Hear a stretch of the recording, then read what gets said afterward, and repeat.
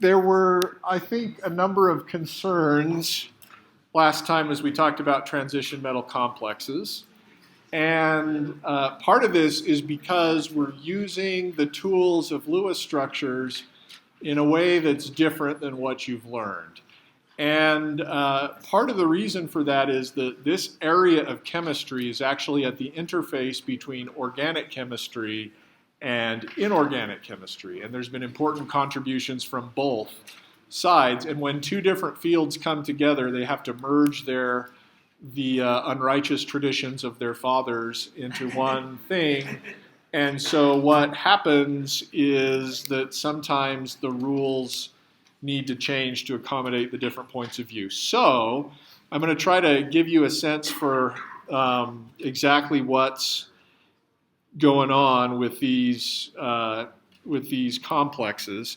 The first rule is that electrons in the metal ligand or metal ligand bonds, whether it's L-type or X-type, belong to the ligand. This is different than what we learned in our early days of formal charge. For example, we would have drawn hydronium like this, and we would have said, okay, oxygen owns all of its lone pair electrons and half of the electrons in each of its bonds, and that led us to conclude that oxygen should have a positive formal charge. Nevertheless, in transition metal complexes, we are allowed and even encouraged to consider the electrons in the bond between ligand and metal as belonging entirely to the ligand.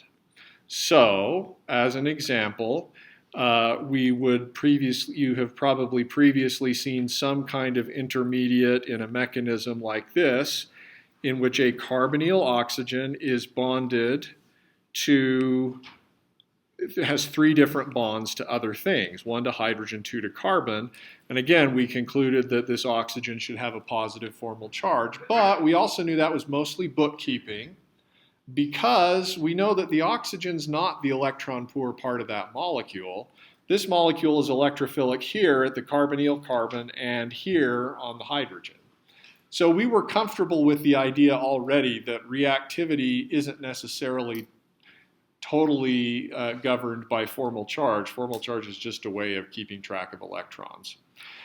The challenge here is that if we used formal charge, we might draw some incorrect conclusions. For example, in this neutral palladium complex that we analyzed last time, we have phosphorus, which is like nitrogen, and the phosphorus is bonded to four things, 3 alkyl groups and 1 palladium. So we could put a positive formal charge on each of these ligands. But the complex is neutral. And that would lead us to the conclusion that we would need a 4- on palladium. That would communicate that the palladium is super, super electron rich and super, super nucleophilic and reactive, but that's not the conclusion that is accurate. That's not actually how the metal behaves. So because of that, and that would lead you to not useful insights at all. So because of that, we drop the formal charge, and the only charge we show is the overall charge on the complex. So the second rule is that charge on complex has to be shown.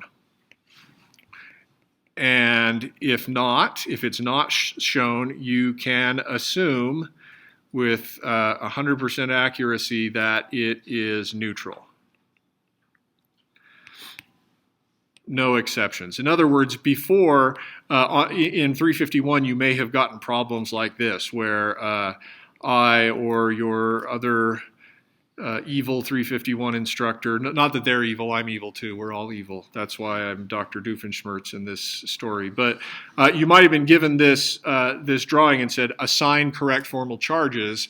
You had to have, in order to do that, you had to have all the lone pairs and the electrons shown. In a similar way, we're not going to be able to assign oxidation state to a metal unless we're given the overall charge on the complex. Okay, so all of the electrons that the ligands involved in metal ligand bonds belong to the ligands. Okay, all right, and we're not going to show formal charge on individual atoms. So let's now just review how we go through this. We talked about X-type ligands that leave as negatively charged things and L-type ligands that leave as neutral things. So, for example, in yellow here is a carbonyl oxygen. These electrons come from one lone pair on the carbonyl oxygen donating to the metal. We're not going to put a positive formal charge on the oxygen because we're going to accept that these electrons belong to that oxygen. And if it left with these electrons, it would be neutral. Similarly, we look here at this oxygen, and these electrons belong to this oxygen, and if this oxygen left, it would leave as a negatively charged group. So this is an L ligand, this is an X ligand. Okay, but the overall charge on the molecule is neutral because we didn't show anything. So now we take the number of X ligands, that's the number of negative charges we have from the ligands, and then we have to balance that contribution with the overall neutrality or the overall charge of the complex. So if I have two X-type ligands, in order to get a neutral complex, what does the charge need to be on palladium?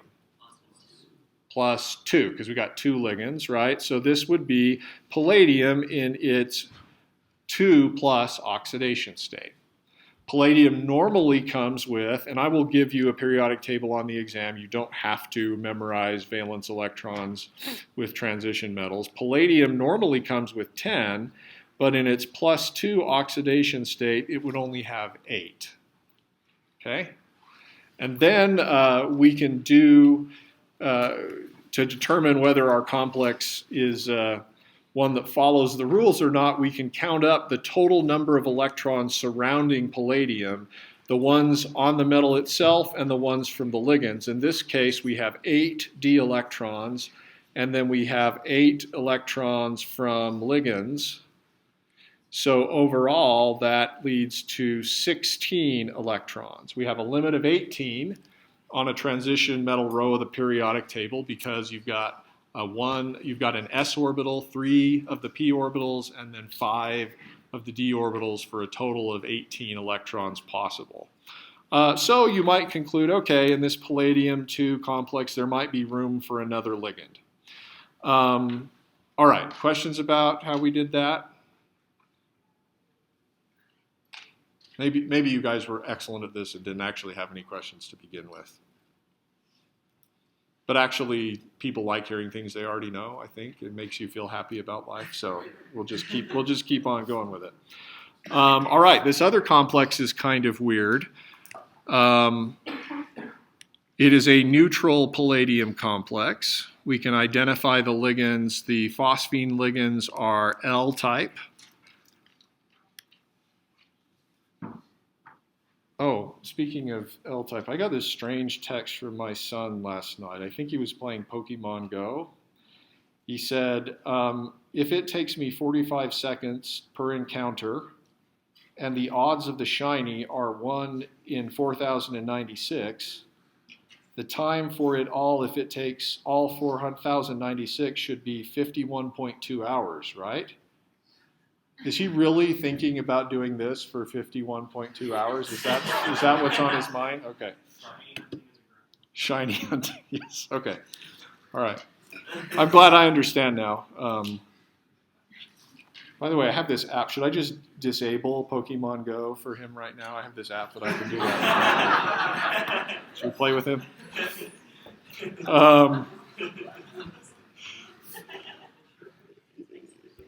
it's kind of fun to be a parent and have that option. All right, this palladium complex, we've got L-type ligands that are neutral. You've got X-type ligands that are negatively charged. The pi bond is an L-type ligand, and people will draw its bonding to the metal in this way, but that's confusing, right? Like, what are those? Is that an electron pair? No, it actually just represents the pi bond interacting with the metal. And so you have to know, it's sort of like an idiomatic expression in another language. It doesn't make any sense. You just have to memorize it and know what it means. When you see that, you have to remember this actually isn't a pair of electrons. It just represents the pi bond interacting with the metal. You know, for me, I would sort of prefer to do this because that would help me realize that more. But you can do whatever you want. But understand that this is an L-type ligand, and the electrons that are donating to the metal are these ones in the pi bond. Okay, neutral, 2 X-type ligands. Same thing as we had over there. In order to be neutral, this has to be palladium 2. Palladium would have 8 d electrons, but from ligands now we have 2, 4, 6, 8, 10. So now this is an 18 electron complex. We can't get any more we can't get any more around this metal than that. Yeah? I have a question about the phenyl group. Yeah. You wrote that as an X ligand, so it's not donating electrons from the pi bond like it is with... Right. So this would be a phenyl group bonded directly to the metal. So when it leaves, it's going to have a lone pair of electrons. Right.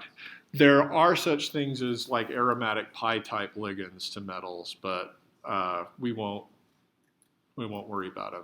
Yeah. Is that bonded to the alcohol of the phenyl or to the ring itself? There's no alcohol. This is bonded to the ring itself. By pH, we mean phenyl group, just a benzene ring. Phenyl with a Y. Not phenol, yeah. Phenyl. Okay, yep, good question. What else? Yeah. Yes, the pi bond has everything here. Yep, it's just the pi electrons in a high energy orbital interacting with the metal. Okay, what else? Saw another hand? Yeah. So could you just draw, like, conceptually speaking, could you draw like dotted lines to the pi electrons and then draw the pi electrons as dotted lines? Could you draw the pi electrons as dotted lines too? Whatever makes you feel happy, right? Because we're already being a little bit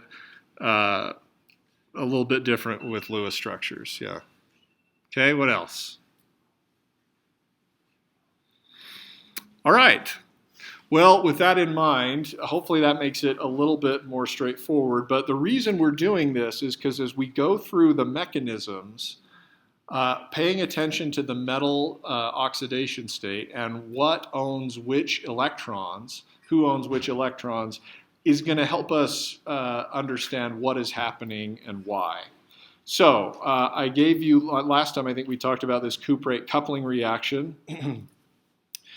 And in the reaction you take a cuprate reagent and an aryl halide, and you make a new bond between one of the alkyl groups of the cuprate and the aryl carbon of the aryl halide, and that's shown here. This is the new bond you make. So this is a fresh new carbon-carbon bond.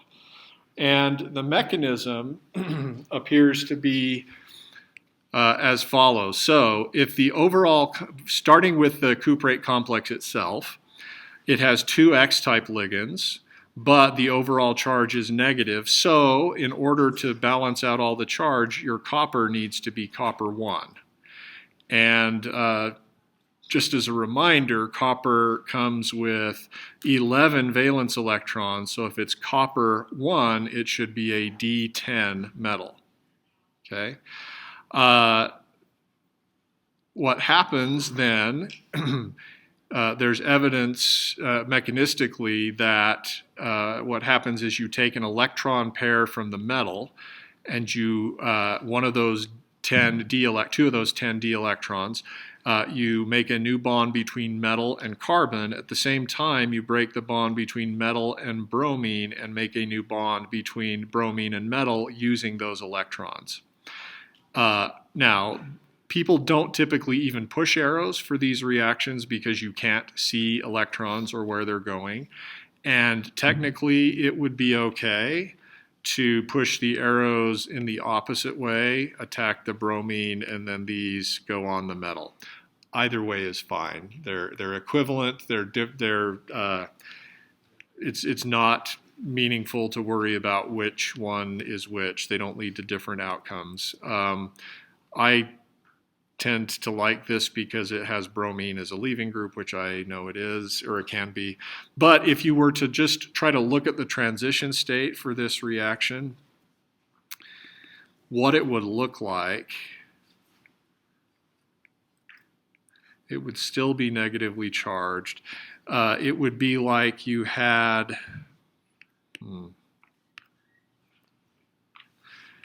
here is the bond between the phenyl carbon and the bromine that is breaking. Here is the new bond between metal and copper that is being made, and here is the new bond between metal and bromine that's being made. In other words, it's like the aryl halide just moves up close to the copper, and then you now have two bonds to copper. In some ways, it's not so different from, I mean, you've seen transition states that are somewhat like this when, for example, I think during alkene bromination or the making an epoxide reaction with MCPBA, sort of a three-membered ring transition state. But the point is that in the new complex, of the new bonds that we have, two of the electrons come from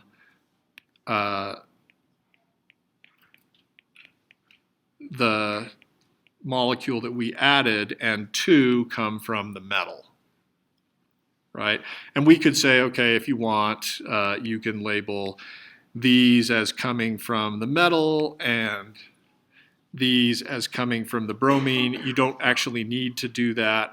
The overall charge on the complex is still negative, but now we have 4 X-type ligands. So in order to balance out the charge and still get -1, we have to conclude that now we have copper 3, and that means that we only have 8 d electrons.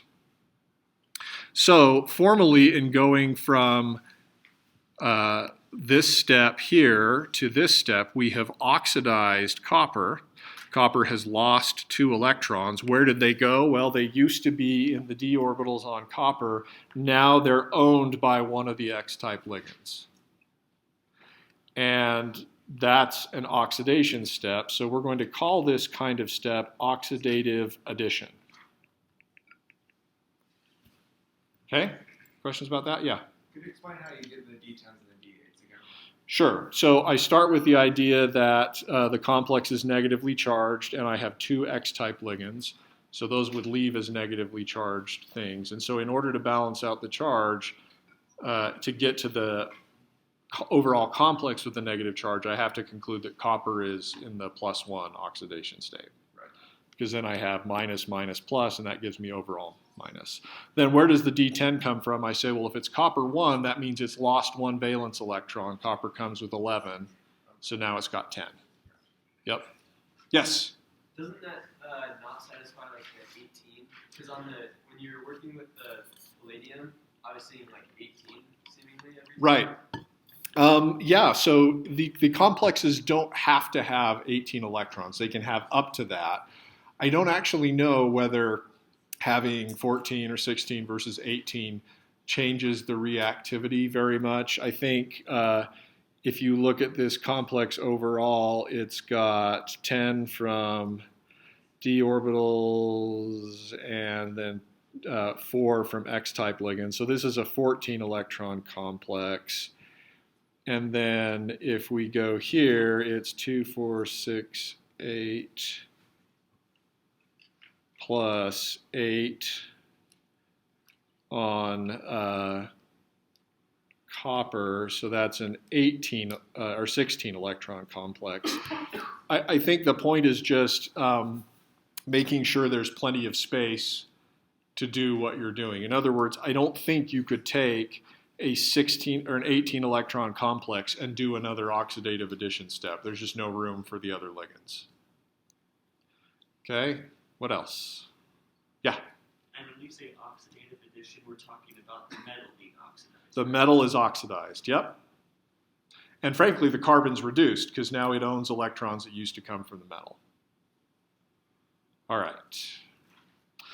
So then, if we stop there, it's like, gee whiz, you've got a complex that's different now.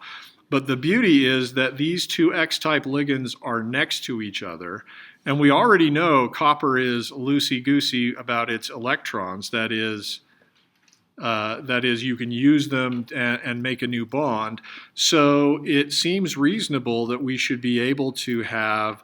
And again, the direction of arrow pushing here is a little bit weird. You could do it either way. We could have electrons from this bond between copper and carbon attack this carbon, and then the electrons in the bond between that ligand and copper go back onto copper. You could also push arrows the other way, and it would be totally fine. So it actually doesn't matter. And a lot of people will not even push arrows. So we'll choose one and run with it. The transition state for this reaction would look a lot similar to the transition state for the oxidative addition step. That is, the distance between the two ligands and copper is going to be increasing, and the distance between the two ligands between each other is going to be decreasing. So overall, the complex would still be negatively charged. This would be the transition state. But basically, you have the two carbon ligands moving away from the metal and being bonded to each other. 2 electrons are involved in that bond. The other 2 go back onto the metal. And so after this reaction's done, what do you have? You have copper now bonded to bromine and the other X-type, or the other alkyl ligand, and then you've just made a new carbon-carbon bond between the phenyl group and the alkyl group, and that's your product. And often this, if we analyze the electrons again, these are 2 X-type ligands. So we conclude now that we're back to copper 1, because the two electrons in one of those metal ligand bonds went back onto the metal. We're back to a D10 complex, and we're back to sort of 14 electrons overall. And because we went from copper 3 back to copper 2, and because we lost these 2 X-type ligands as our product, we're going to call this reductive elimination. Okay? So the purpose of the metal is to bring the 2 carbon X-type ligands close together, and then to accept 2 of the electrons from those X-type ligands as they form a bond with each other. All right. Questions? Ask. Yeah. Do you form a mix of products if the other R groups on the top? Yeah, it's a great question. Could you form a mix of products if the other R groups came off? In other words, why not do the reductive elimination this way to make the alkyl-alkyl bond? That's a great question, and I don't know why that doesn't happen. Yeah, go ahead. Why does the bromine attack back onto either the phenyl or Yeah, could you go backwards and do, after you've done this oxidative addition, could you go backwards, reductive elimination, making a new carbon-bromine bond here? Why doesn't that happen? I also don't know. If it sounds reasonable, but it doesn't happen, it's likely that we get the most stable products. And in order to determine whether this product is more stable than the other alternatives, we'd have to compare bonds we broke versus bonds we formed. But I agree, doing a reductive elimination step here with these two ligands would be just going back to the starting material. And then as to the question, why don't we form a pair between these two or between these two? Yeah, I don't know. Go ahead. We have to predict which two of the four go together. Would you have to predict which two of the four go together? Well, that may be a memorized detail in the sense that if you see a cuprate and an aryl halide, you're going to make a bond between one of the alkyl ligands on the cuprate and the aryl halide. Yeah. Others? All right, well, now let's go to the Nobel Prize winning Suzuki reaction. The Nobel Prize was awarded to several chemists years ago for the development of palladium cross-coupling chemistry. And one of the awardees was Professor Suzuki, and this is the reaction. So I'll show you the overall reaction and try to give you a sense for substrate scope and then mechanism. All right, so our starting materials for the Suzuki reaction include an aryl halide, and for this example, I'm going to choose this starting material. This is a vinyl boronic acid. Aryl carbon, vinyl carbon. All right. And in the Suzuki reaction, the catalyst is triphenylphosphine palladium. And in the end, what we make is a new bond between the aryl carbon of the aryl halide and the vinyl carbon of the vinyl boronic acid. And interestingly, stereochemistry is preserved. We don't get a mixture of cis or trans. If it's a trans boronic acid, we get a trans final product. And then the other product is the boronic acid with the bromine on it. Okay. So that's why this is called a cross-coupling reaction, because you basically have two different parts and you're switching who's bonded to whom, right? So let's talk about mechanism. This reaction is catalytic. You don't need very much palladium at all. And in fact, there's an interesting story. Which I will tell you, I don't know, why not tell you now? Palladium is sort of expensive, and it's difficult to isolate and recover palladium from the reaction mixture. So people have been interested in being able to do this reaction without using the palladium metal. Now, when you see the mechanism, you're going to think, well, how would that ever happen? But in recent years, there were some high-profile publications by chemists who claimed to be able to do the Suzuki reaction without metal, without palladium. They would take the aryl halide and the boronic acid, they'd put them together, and they would get a new bond, even though they didn't add any palladium catalyst. And, you know, big impact. But when the bigger the impact your paper is when you make a discovery, the more your scientific colleagues are going to say, first, why didn't I think of that? And second, is it really true? And so they're going to run into their lab and try it. And it turns out that other people couldn't reproduce the work.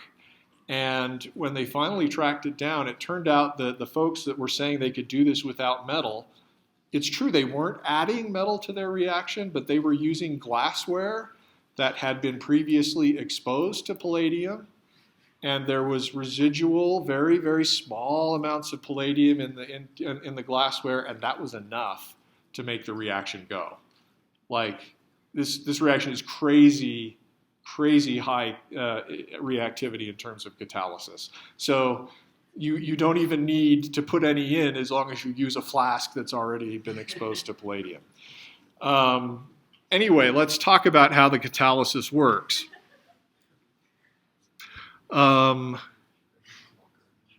Right. So we're going to begin with the palladium bonded to, why do I always struggle with this? The triphenylphosphine.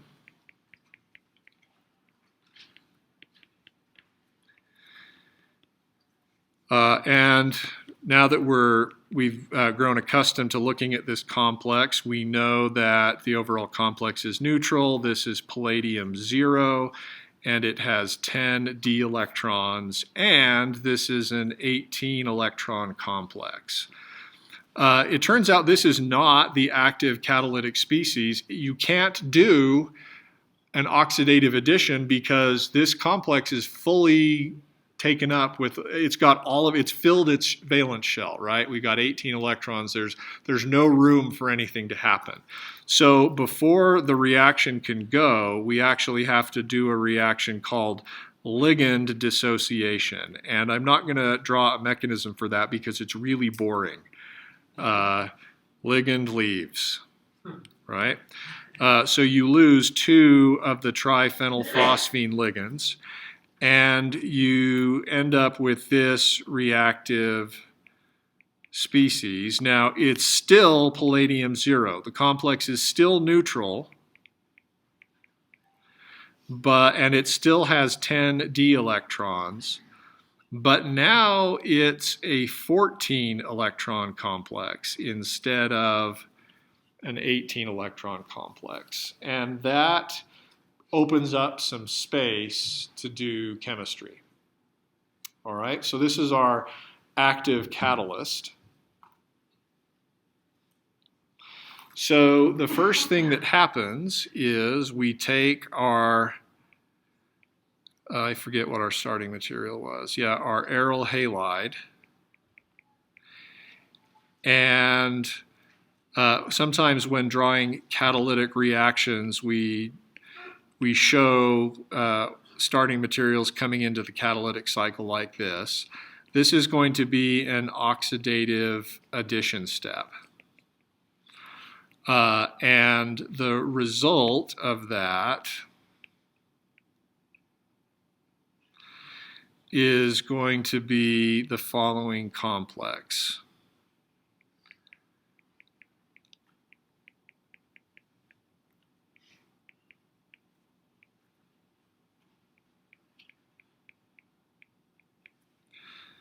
Now, the complex is still going to be neutral, and that's why I'm not drawing a charge, but it's got 2 L-type ligands and 2 X-type ligands. In order to have a neutral charge, then, the metal must be in the +2 oxidation state.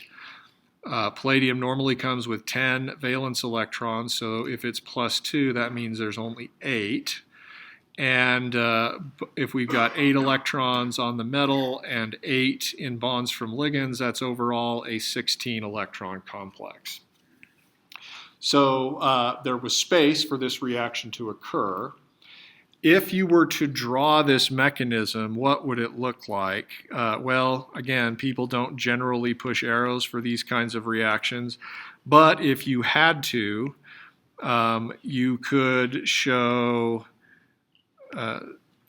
electrons from the metal making a new bond with carbon, and then electrons from the carbon-bromine bond making a new bond with the metal. Okay, so that's an oxidative addition step. Questions about that? Just like we saw for cuprate chemistry, it's just that the metal's different. The reasonability of this step and how high versus low up in energy it's going to be is going to have to do with bonds broken versus formed, but then also in the change in oxidation state from palladium 0 to palladium 2. And if you wanted to, you could look up reduction or oxidation potentials for how much higher in energy palladium-2 is versus palladium-0, and that would give you a sense for whether this was reasonable or not. Okay, so if that's where we are, notice that unlike the cuprate chemistry, we don't have another carbon group on the metal at this point. So if we did reductive elimination, it's just going to take us back to the starting materials and regenerate the alkyl halide, which would be very boring. So next is a step that's called transmetylation. And to understand why it's called transmetylation, you have to suspend your disbelief for a moment and pretend like boron is a metal. If you notice its place on the periodic table, there's this little red line between boron and aluminum, and that's supposedly the dividing line between metals and nonmetals. I suppose you could call boron a metalloid. I don't know. It's pretty close to being a metal, so that's why we'll use this term for this reaction. But what a transmetylation reaction involves is ligand swap. So the boronic acid is going to come in close to the palladium. Notice that the boronic acid, boron has an empty p orbital on it. So boron's ready and willing to accept the bromine. And again, if you wanted to push arrows, you could show these electrons from the palladium bromine bond coming and delivering bromine to the boron, and then the electrons from this boron-carbon bond going to form a new bond with palladium. The transition state for this would just sort of, without drawing everything,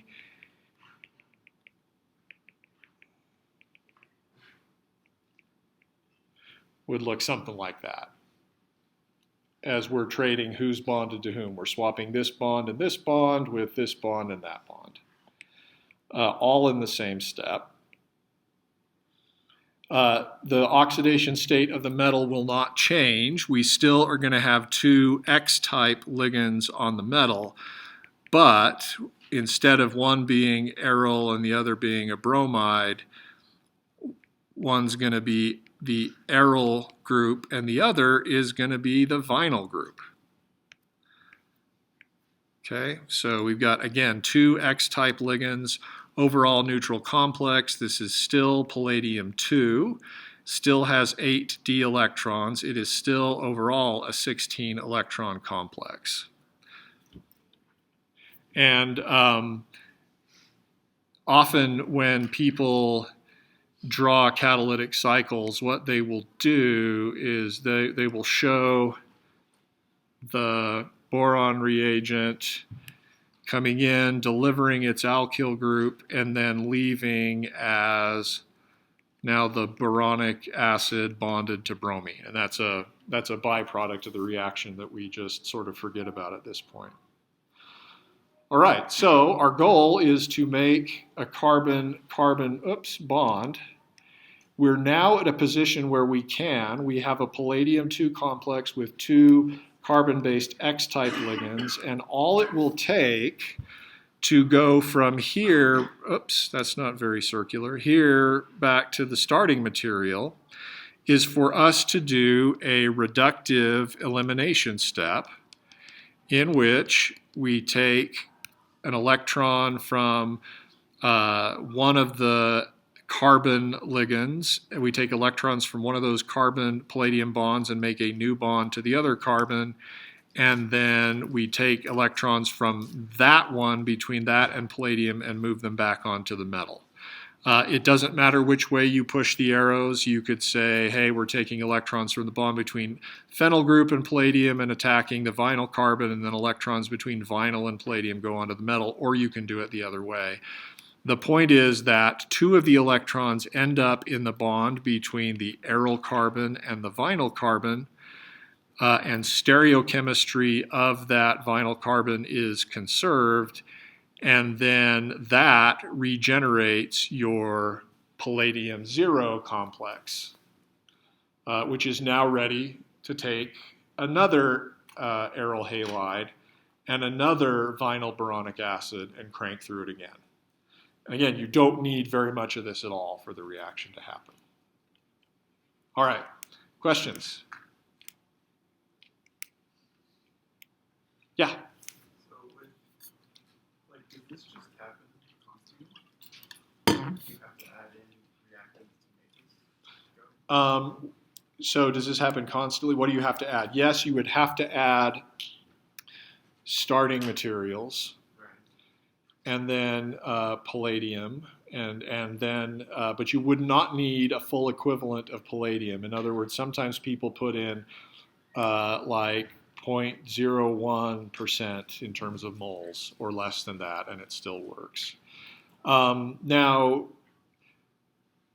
so the question is, if you had a way to isolate your product, then why don't you just keep feeding in starting materials and this thing goes on forever? And things can happen to the catalyst that shut the reaction down. For example, we live in an oxidizing atmosphere, right? And in air, over time, palladium 0 will oxidize to palladium 2. And if it all goes to palladium 2, then we're dead, because we need to be able to hop back and forth between palladium 0 and palladium 2. And the resting state of our catalyst, where we start the reaction, is palladium 0. So if we get to the point where we have no more palladium 0, we're done. And so sometimes people will do these reactions in what are called glove boxes. These are basically fume hoods that are enclosed and have an environment of either nitrogen or argon. And you literally stick your hands into these big long gloves and you reach in there and you try not to knock stuff over as you're doing your reaction. And this is a technique you have to learn and get good at. I have never done it in my life, but I have seen that Dr. Michaelis, my good friend, has a glove box in his lab, and his students know how to use it and they can do that. But one of the things that people are always trying to look at when they're inventing new reactions with transition metals is, can you do it in air? Do you have to have a glove box? Because it's a whole lot easier on an industrial scale to do things when you're not worried about like the atmosphere versus when it needs to be in a rigorously deoxygenated environment. Okay? All right, what else? Let's talk about substrate scope. When we say substrate scope, when we're in catalytic chemistry, the catalyst is the transition metal complex. The substrate is the stuff that's getting added and then reacting. So the pattern is you can have you need an aryl halide, and you can have either a vinyl or aryl boronic acid, and it could also be an ester. Okay? So where do we get aryl halides from? You can get that from electrophilic aromatic substitution, the bromination reaction, right? Where do we get vinyl or aryl boronic esters from? That's what I'm going to mention now. So the source of boronic esters or acids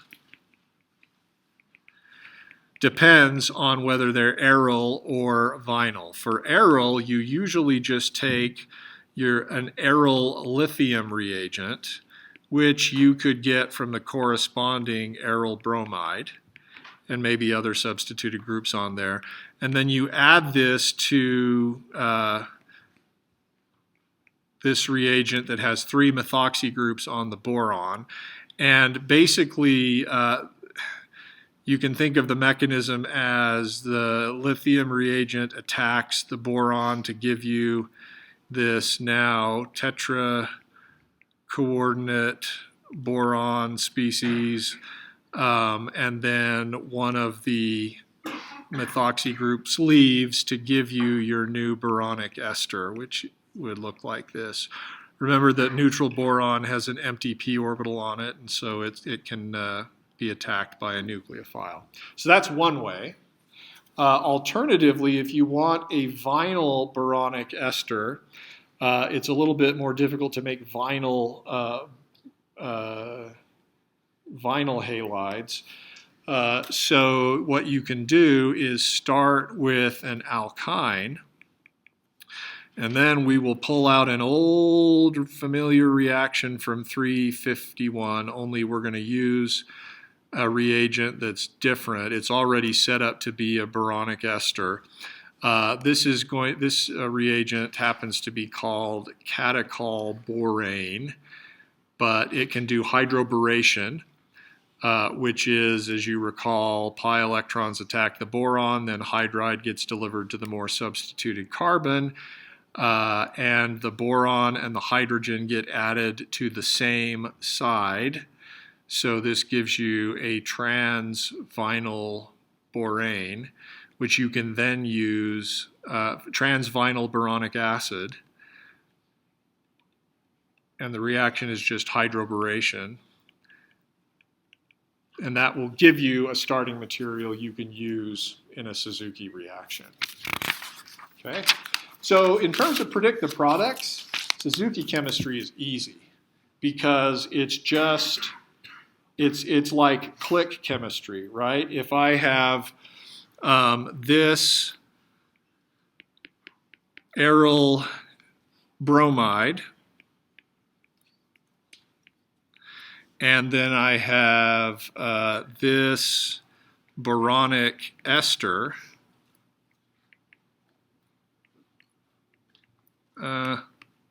Sorry.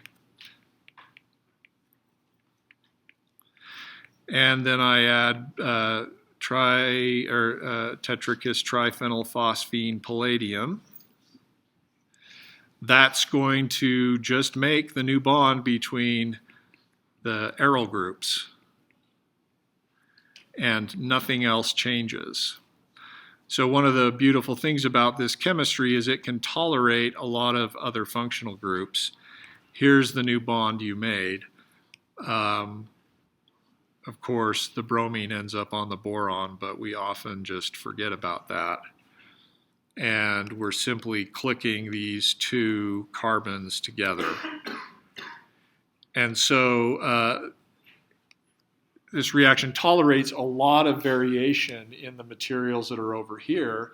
And that means it's useful for making all kinds of bonds. And people use this reaction a lot in the pharmaceutical industry and in synthesis of organic molecules.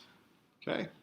So what do I expect you to be able to do with this? Well, I expect you to be able to recognize and work through a catalytic cycle for this reaction to identify where the palladium is 0 versus 2, to determine whether it's an oxidative addition or a reductive elimination or a transmetylation step, and then to be able to predict products and provide reagents and use this kind of thing in a synthesis. So next time we will talk about a second reaction that also involves palladium, and it is named after its discoverer, whose last name was Heck. So it's the Heck reaction, to which you will all say, heck yes. All right, see you next time.